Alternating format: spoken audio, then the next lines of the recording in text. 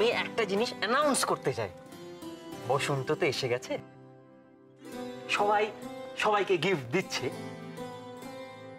এবং এই মুহূর্তে আমাদের বাড়িতে সরস্বতী পুজো হচ্ছে, কিন্তু আমরা শুধুমাত্র সরস্বতী পুজো করে ক্ষান্ত হব না।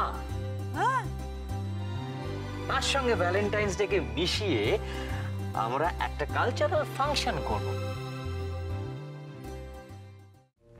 বাড়ির বড় বউ পুজোর দিনে উপোস করে নিয়ম কানুন মেনে সব কাজ করবে, এটাই তো সবার কাম্য। কিন্তু সেই বউ যদি পুজোর আগে পেটের জ্বালায় উপোস ভেঙে ফেলে, আর সেটা যদি তার পূজনীয় শাশুড়ি ঠাকুরন দেখে ফেলে, তাহলে কেমন হবে? What a brilliant idea, Mom! কোন সিরিয়াল থেকে কপি করেছো? কপি? ছি, কপি করেছো এরকম বলতে হয় নাকি? বলবে ইন্সপায়ার্ড বাই দুঃখযজ্ঞ সিরিয়াল। দুঃখযজ্ঞ সিরিয়াল, ইয়েস। সরস্বতী পুজোতে এই বাড়িতেও একেবারে দুঃখযজ্ঞ হবে। কিন্তু মম, দিয়া যা টেটিয়া মেয়ে, ওকে খাওয়ানো কিন্তু খুব মুশকিল। ওর উপোসটা ভাঙবে কি করে? আরে বাবা, আমি যখন আইডিয়াটা দিয়েছি পথটা আমিই বাতলে দেব। তুমি এসব নিয়ে একদম ভাববে না। তুমি শুধু ভাববে তোমার শাশুড়ি ঠাকুরনের মুখটা কেমন হবে যখন তিনি জানতে পারবেন যে দিয়া উপোস ভেঙে ফেলেছে পুজোর আগে। একেবারে ক্ষেপে বুম। আর সেই বোমটা ফাটাতে হবে এমন সময় যাতে এই কালচারাল ফাংশনের নামে জোড়ায় জোড়ায় নাচের মাধ্যমে দিয়া আর আর্চর গাঁট ছড়াটা আরো সলিড না হয়ে যায়।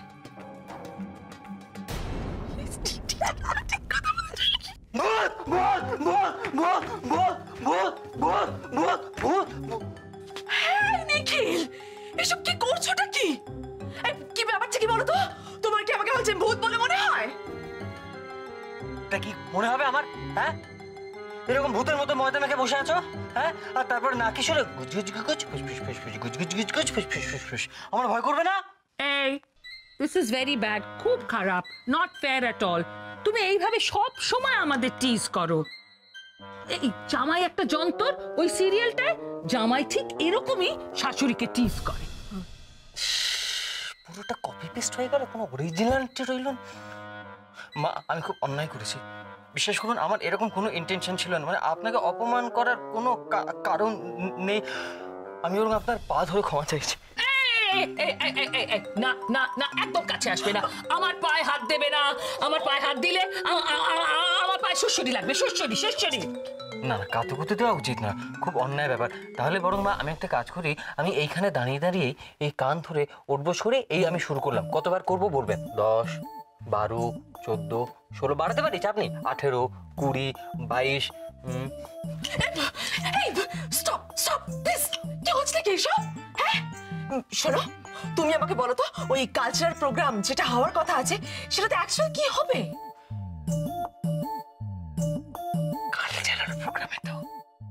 কালচারাল প্রোগ্রামে যেটা হবে না, মানে তুমি ভাবতে পারছো না। কালচারাল প্রোগ্রামে যেটা হবে সেটা এখন বলা যাবে না। কালকে আমি একটা মিটিং ডাকবো, তারপরে ফাইনালাইজ হবে কি করা যায়। ও, তুমি আমাকে বলবে না, তাই তো? বলবো তো নিহার। প্রেমেরও ফাঁদ পাতা ভুবনে, কে কোথা ধরা পড়ে কে জানে। মানে ডিকশনারি দেখে নিও নিহার। টাটা দিদিমণি।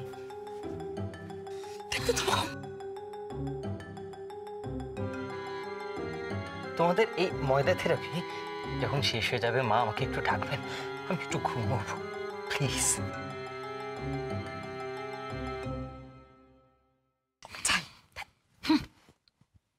শুনলে শুনলে বেবি, নিখিল কি বলল? প্রেমের ফাঁদ পাতা ভুবনে। আর সেই ফাঁদ যদি দাদা ভাই আর দিয়ার জন্য পাতা হয়, ওই ফাঁদে যাতে দাদা ভাই আর দিয়া ধরা না পড়ে সেই ব্যবস্থা করব আমরা। আমরা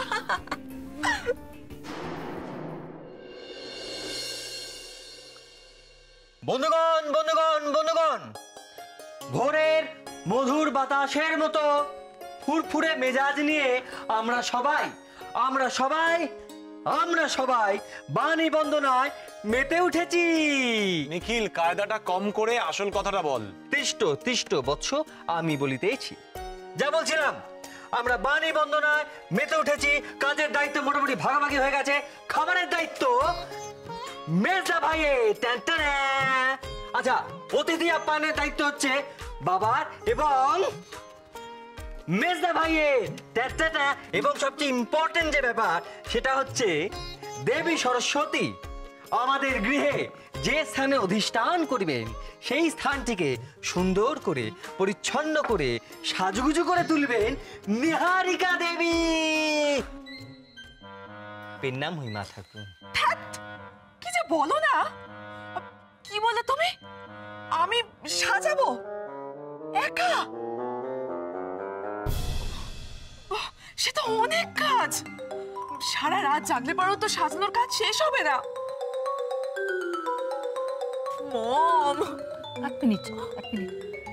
নিখিল, এই সাজগোজের ভারটা তুমি পুরোটাই নিহারের উপরে দিয়ে দিচ্ছ, এটা কি ঠিক হচ্ছে? আমি কোনো কথা শুনতে চাই না। আচ্ছা, যখন নিহারিকা দেবী ওই মেকআপ টেকআপ করে সারাদিন ধরে সাজুগুজু করেন তখন তো কোনো সমস্যা হয় না। এখন দেবী সরস্বতী আসন সাজাতে কিসের এত সমস্যা মাতে? ভাইয়া, আমি ছদ্দি ভাইকে হেল্প করব, কেমন? হলো তো কার্তিক ঠাকুর ভাই, এবার এই মিটিং এ তোমার আর কি কি বক্তব্য আছে বলে ভালো। বলছি শোনো ভাই সকল, বিষয়টা হচ্ছে আজকের এই দিনটাতে, মানে বছরে এই একটা দিনে আমি পাই যে দিনটা আমি বাড়ির সবার দাদা হয়ে একটা সুন্দর অনুষ্ঠান হইচই করে পরিচালনা করতে পারি। এবং এবছরও তার ব্যতিক্রম হবে না, কারণ আপনাদের সকলের আশীর্বাদে এবছরও সে দায়িত্ব আমি নিজের কাঁধে তুলে নিয়েছি। হ্যাঁ, আচ্ছা, কিন্তু বিষয়টা কি? বিষয়টা হচ্ছে আমি আপনাদের সকলের দাদা হয়ে আপনাদের দিয়ে একটা সুন্দর অনুষ্ঠান পরিচালনা করাবো। তুমি মাথার উপর থাকবে মানে কি বলে চলেছো বলো তো নিখিল? সত্যি তোমাকে নিয়ে আর পারা যায় না। দেখেছো তো মম, গায়ে মানে না, আপনি মোড়ল। এই ব্যানার্জি গায়ের আমি মোড়ল, আর আমার কথা এখানে মানতে হবে ব্যাস। ওফ নিখিল, কি বলবি তাড়াতাড়ি বলতো। এই দাঁড়া, তোর না খালি তারা। এবার থেকে কি করবো বলতো? কালী পুজোতে না তোর হাতে একটা করে তারাকাঠি গুঁজে দেবো, তুই সেটা জ্বালাস সারাক্ষণ। তোর ধুয়ো তুলে দিয়েছি ভাই, ধুয়ো একদম তুলে দিয়েছি। সরস্বতী পুজো মানে কি? সরস্বতী পুজো হচ্ছে বাঙালিদের প্রেমের দিন, আর তার সঙ্গে এবার এসে জুটেছে ভ্যালেন্টাইন্স ডে, মানে পাকাপাকি ভাবে প্রেমের দিন। এবং আমাদের এই অনুষ্ঠানের থিম এইটাই, অর্থাৎ সবাই বুঝে গেছে মনে হচ্ছে। একদম সবাইকে অনুষ্ঠানের আচ্ছা ঠিক ভালো। বর্দা ভাই কোথায়? হ্যাঁ, আচ্ছা, বর্দা ভাই ছাড়া মিটিং করছি কেন? বর্দা ভাই ছাড়া মিটিং হবে না, কারণ এই মিটিং এ বর্দা ভাইয়ের প্রেজেন্সটা ভীষণ ইম্পর্টেন্ট। বর্দা ভাইকে বলো। ভাইয়া, আমি তো স্যারকে আসতে বলে এলাম, কেন যে এখনো আসছেন না? বর্দা ভাই তো কোনোদিনই এসব অনুষ্ঠানে থাকে না, তাই এবারে তার অন্যতা হবে সেটা তোমরা ভাবলে কি করে? অত কথায় কাজ নেই বিপিন দা, বর্দা ভাইকে বুলাও। হ্যাঁ, এক্ষুনি যাচ্ছি, শ্রদ্ধা দাও। যাও। আচ্ছা, কালচারাল প্রোগ্রামে তুই ঠিক কি করতে চাইছিস সেটা একটু খুলে বল না। সেদিনকে দেখ বাড়ি ভর্তি লোকজন, খাওয়া দাওয়া, তার মধ্যে আবার বাড়তি একটা ঝামেলা। হবে না, কোনো ঝামেলা হবে না মা। আচ্ছা, পুজো আচ্ছা খাওয়া দাওয়া সেগুলো তো সকালবেলায় হয়ে যাবে, অনুষ্ঠান তো সন্ধেবেলা।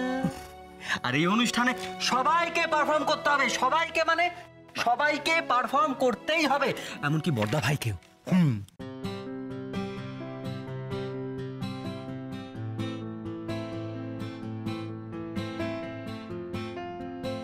কি নিখিল, আমায় পারফর্ম করতে হবে? আরে তোর কি মাথা খারাপ হয়ে গেছে নাকি? আমার অত সময় নেই, আমি ব্যস্ত আছি। তোরা যে মিটিং করছিস কর, আমি গেলাম। এই দা কোথায় যাচ্ছিস তুই? আরে হ্যাঁ হ্যাঁ, কোথায় যাচ্ছিস? শোন, না বললে চলবে না, তোকে পারফর্ম করতে হবে, আমি কোনো না শুনবো না। তুই অনুষ্ঠানের স্পেশাল আকর্ষণ বর্দা ভাই। আমি স্পেশাল আকর্ষণ? আকর্ষণ স্পেশাল। তুই যা বলছিস ভেবে বলছিস তো? হ্যাঁ, তুই তো এত বছর ধরে আমায় দেখছিস। ছাড় তো। তুই আসলে এত বছর ধরে তো আমরা তোকে অনেক কিছুই করতে দেখিনি, অথচ এখন দেখছি, তাই বোধহয় নিখিল গুলিয়ে ফেলেছে, তাই না নিখিল?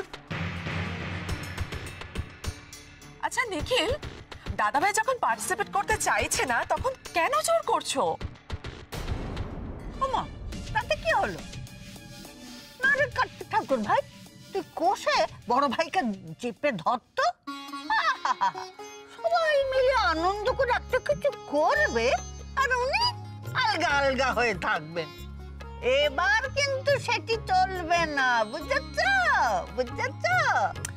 থামা। শোন শোন শোন শোন বর্দা ভাই, শোন, তোর কোনো না আমরা শুনবো না। এবারেতে যত অনুষ্ঠান হয়েছে তুই কোনোবার তাতে অংশগ্রহণ করিসনি, কেন করিসনি, কি বৃত্তান্ত, সেটা অন্য ব্যাপার, সেটা আমরা এখন আলোচনায় আনবো না। কিন্তু মোদ্দা ব্যাপার হলো এইবারের অনুষ্ঠানে তুই পারফর্ম করবি এবং দারুণ পারফর্ম করবি। কেন জানিস? কারণ এইবার আমাদের এই অনুষ্ঠানের থিম হলো প্রেম। তালিয়া!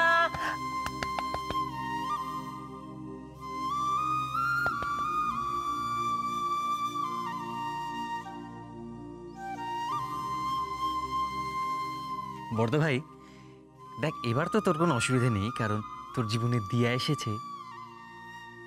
সুতরাং মনের কথা বলতে, প্রেম নিবেদন করতে তোর আর তো কোনো অসুবিধা হওয়ার কথা নয়, তাই না? বল বল।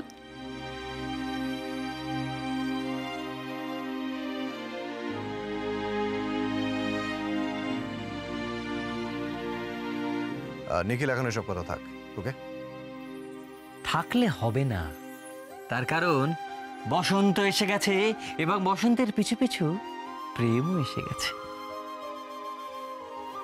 বুঝেছিস? নিখিলকে নিয়ে আর পারা যায় না, ও একেবারে উঠে পড়ে লেগেছে। আর্য আর দিয়ার মধ্যে প্রেমটাও করিয়ে ছাড়বে, কিন্তু না, আমিও ওদের প্রেম হতে দেব না, ওদের একসঙ্গে পারফর্মও করতে দেব না। তুমি কি করবে মম? ওদিকে নিখিল তো আমাকে ঠাকুরের প্যান্ডেল সাজানোর দায়িত্ব দিয়ে দিয়েছে। So disgusting. চেপে যাও, বলেছি না তোমাকে ধৈর্য ধরতে, ধৈর্য ধরো। আমি এমন সব প্ল্যানস দেব না। কবে আর তোমার প্ল্যানগুলো দেবে আমাকে? নিহার, তুমি না বড্ড অধৈর্য।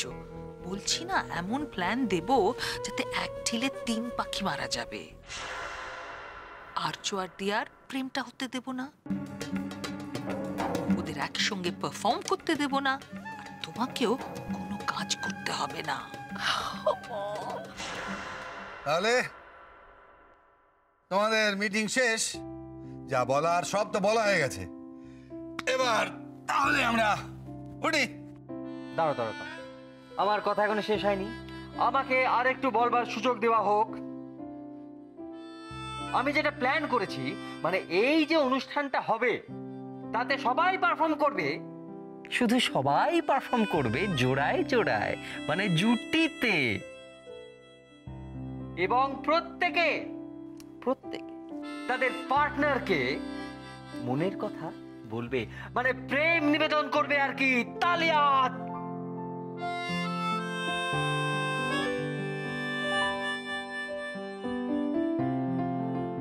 দেখ নিখিল, আমি এসবের মধ্যে নেই। তোরা ছোটরা যা করছিস কর, আমাদের এসবের মধ্যে টানিস না। না না, তা বললে হবে না, কেউ ছাড়া পাবে না, সবাইকে পারফর্ম করতেই হবে, মানে করতেই হবে, ব্যাস। ওরে, আমি তো আছি, কিন্তু আমি কার সঙ্গে জুটি বাঁধবো? তুমি তো আমার আর ভাইয়ের সঙ্গে নাচ করবে আর আমাদের সঙ্গে জুটি বাঁধবে। হ্যাঁ, তাই তো আমার মেঘ বাবু আছে, মিষ্টি বাবু আছে, ওদের সঙ্গেই তো আর ধরাধরি করে আর আমার সহচরী ধরি ধরি গান করি। সবাই আমার সহচরী, প্রাণ ভরে আমি ভালোবাসা দেব। এক সেকেন্ড, মানে বলছিলাম যে আমি ওই দিনটায় থাকতে পারবো না। আমি তোমাদের সবার কাছে সরি বলে নিচ্ছি, আমার ওই দিন মিটিং আছে, আমি একটু ব্যস্ত থাকবো, ক্লায়েন্টরা আসবে সব। একটা দিন সন্ধ্যাবেলা সবাই আনন্দ করবে, সেদিন তোমার কিসের ব্যস্ততা রক্তিম? ক্লায়েন্টকে বলো না যে মিটিংটা একদিন পিছিয়ে দিতে। আশ্চর্য তো, আমি কেন ফাংশনের জন্য সময় নষ্ট করতে যাব? তুমি কি ভাবো আমার কাজটা ইম্পর্টেন্ট নয়? আমি গায়ে হাওয়া লাগিয়ে ঘুরে বেড়াই নাকি? আমি সে কথা বলছি না, কিন্তু এই একটা দিন বাড়ি থেকে না বেরোলেই ভালো। নিখিল, আমি বলছিলাম কি যে এই বিষয়টা থেকে আমাকে বাদ দিয়ে দেওয়া যায় না? কি কথা কমল, বৌমা রাজি হলো, তুই আবার না বলছিস কেন? না না না, তোকে থাকতে হবে, এক যাত্রা পিঠা ফল হয় নাকি? নিখিল, তোরা যা প্ল্যান করেছিস খুব ভালো করে কর, লেগে পড়, আমি এসবের মধ্যে নেই, ঠিক আছে? সরি। স্যার, আপনি কেন বলছেন থাকতে পারবে না? ভাইয়া তো সবাইকে নিয়ে আনন্দ করার প্ল্যান করছে, আর আপনি যদি না থাকেন পুরো আনন্দটাই অসম্পূর্ণ থেকে যাবে। ভাইয়া, তুমি কিছু চিন্তা করো না, স্যার কালকে থাকবেন এবং পারফর্মও করবেন। ইয়েস।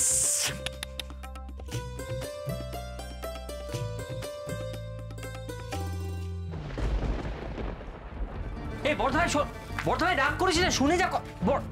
আচ্ছা নিখিল, দাদাভাই রাগ না করে আর কি করবে বলো তো? আর দিয়া যেভাবে দাদাভাই পারমিশন ছাড়া জোর করে হ্যাঁ বলে দিল, আরে বাবা, যে মানুষটা লাস্ট 10 ইয়ার্স ধরে সমস্ত রকমের আনন্দ অনুষ্ঠান থেকে 7 হাত দূরে আছে, সে কিনা পারফর্ম করবে, সেই ডিসিশনটাও নিল কে? না দিয়া। এতে খারাপ লাগবে না তো আর কিসে খারাপ লাগবে নিখিল? তাছাড়া কোনো মানুষ কি একদিনে বদলাতে পারে? তারপরে আবার থিমটা কি না প্রেম? আহা, ঠিক আছে ঠিক আছে, বড় ভাইয়ের ঘোষা হয়েছে, ওটা কমে যাবে, কিন্তু এই উপলক্ষে এ বাড়িটা কিরকম হেসে উঠবে ভাবতো। না না না, সারা জীবন এ বাড়ি হাসিতে খুশিতে ভরে থাকবে, কারোর নজর যেন না লাগে। তুই কিছু বুঝলিস শালু? কিচ্ছু বুঝতে পারলাম না ভাইয়া। তুমি তো বললে সরস্বতী পুজোর দিনটা আর্য ব্যানার্জির জীবনে সবচেয়ে খাফনাক দিন হবে। ওই তো, সরস্বতী পুজোর দিন ওর বাড়িতে সবাই আনন্দ করবে, ভালো খাওয়া দাওয়া করবে, আর ওই আনন্দের দিনে ওর বাড়িতে শোকের ছায়া নেমে আসবে। কিন্তু কিভাবে? শালু, তুই তো খানা পাকাতে পারিস না, তাই না? তুই এক কাজ কর, তুই খানা পাকানোটা শিখে নে। তার কারণ আর কদিন পরে তো তোকে এমনি শ্বশুর বাড়িতে যেতে হবে, আর ওখানে গিয়ে তো খানা পাকাতে হবে, তাই তুই শিখে নে। খানা পাকানা? ভাইয়া, হচ্ছিল তো আর্য আর দিয়ার ক্ষতির কথা, এখানে খানা পাকানা কোথা থেকে চলে এলো? আরে খানা পাকানোকে তো ছোট করিস না শালু। হ্যাঁ, খানা পাকাতে পাকাতে কখন কি হয়ে যায় তোর কোনো আইডিয়া নেই। আর তাছাড়া তুই একা পাকাবি না, আমিও তো পাকাবো, আমাদের দুজনের মাইন্ড রিফ্রেশ হয়ে যাবে। ভাইয়া, আমি তোমার কোনো কথা বুঝতেই পারছি না। শালু শালু শালু, সব বুঝতে পারবি আস্তে আস্তে। আরে সবার রাখ। আচ্ছা শালু, ওই আমাদের বাড়িতে যে নকরানি কাজ করে না, ওই যে সকাল সকাল ট্রেনে করে আমার বাড়িতে আসে, ওর নামটা কি আছে? মানদা। মানদা, তুই এক কাজ কর, ওই মানদার কাছ থেকে ও কিভাবে কথা বলে, ও কিভাবে সাজে, সেই সবগুলো শিখে নে। লেকিন কিও ভাইয়া, হঠাৎ করে তোমার রান্না করার মুড চলে এলো, এখন আবার বলছো মানদার থেকে কথা বলার স্টাইল শিখে নিতে, এগুলো কেন? শালু, মিনিস্টারজি এখন আমাকে চুপচাপ থাকতে বলেছেন কিছুদিন, আমি আমার সময়টা নষ্ট করতে চাই না, তাই জন্য আমার পুরোনো হ্যাবিট মানে খানা পাকানা আমি আবার একটু ঝালিয়ে নিতে চাই। তোকেও শিখিয়ে দেবো। আর তখন তুই বুঝতে পারবি যে এই খানা পাকানোর আসলি মতলবটা কি। কিন্তু এর থেকে আর্য আর দিয়ার জীবনে কি ভূচাল আসবে? অনেক বড় ভূচাল আসবে, অনেক বড় ভূচাল আসবে। আর্য ব্যানার্জির হাতিয়ার হচ্ছে দিয়া, আর ওই হাতিয়ার আমি ভোতা করে দেবো। বাপ টের পাবে না ডান হাত কি করছে। মিনিস্টারজির কথা তো আর আমি ফেলতে পারি না, তাই জন্য মায়াঙ্ক শর্মা এখন আচ্ছা ইনসান বানকর रहेगा, আর মায়াঙ্ক শর্মার খারাপ রূপটা তাণ্ডব করে বেড়াবে, সেটা কেউ বুঝতে পারবে না। শালু, আমাদের মধ্যে যে আলোচনাটা হচ্ছে সেটা যেন এই 4 দেয়ালের মধ্যেই থাকে, বাইরের কেউ যেন না জানতে পারে।